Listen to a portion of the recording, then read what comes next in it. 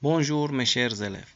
On va continuer l'activité 1, besoins nutritifs des végétaux, et on va voir dans cette partie l'importance de la lumière et du dioxyde de carbone sur le développement des plantes.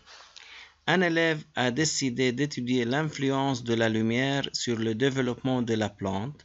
Alors, il a fait l'expérience suivante. Il a gardé 2 plantes.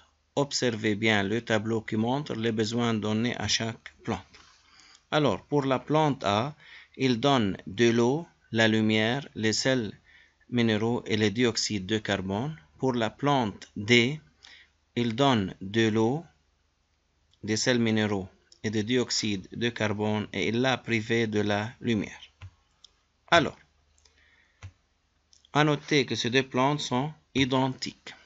Indiquez pour cette expérience le facteur variable, ou bien qu'on appelle facteur indépendant, le facteur mesuré, ou bien facteur dépendant, deux facteurs constants. Alors, le facteur variable, c'est la présence ou l'absence de la lumière. Le facteur mesuré, c'est le développement de la plante. Deux facteurs constants sont l'eau et le dioxyde de carbone. On observe les résultats après une semaine. On voit que les plantes A qui sont en présence de la lumière se développent normalement, alors que les plantes D qui sont privées de la lumière se jaunissent. Ces plantes se jaunissent et deviennent jaunes. Alors, la plante D est mise dans une cage noire. Cette cage noire va empêcher la lumière d'arriver aux plantes. Alors, après une semaine, les plantes D se jaunissent. La plante A, comme observation, se développe et la plante D jaunit. Alors, comme conclusion, la lumière est indispensable au développement des plantes. Un autre élève a décidé d'étudier l'influence du dioxyde de carbone sur le développement de la plante. Alors, il a fait l'expérience suivante. Il a gardé 2 plantes. Observez bien le tableau qui montre les besoins donnés à chaque plante. Pour la plante A, il donne tous les besoins, comme l'eau, la lumière, les sels minéraux et le dioxyde de carbone.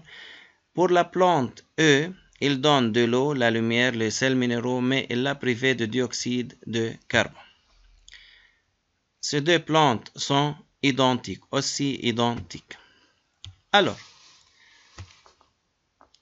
indiquez pour cette expérience, comme l'expérience précédente, le facteur variable, facteur indépendant, le facteur mesuré ou facteur dépendant et deux facteurs constants.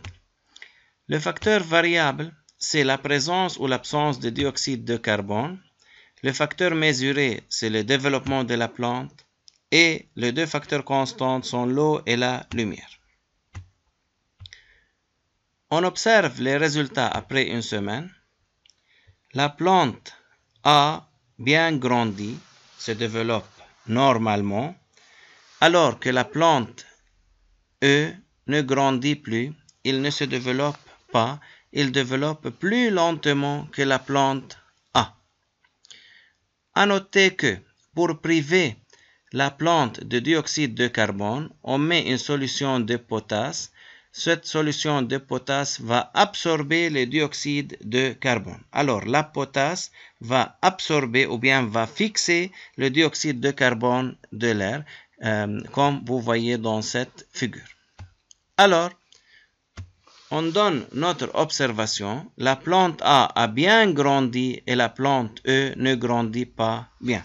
Comme conclusion, le dioxyde de carbone est indispensable au développement des plantes.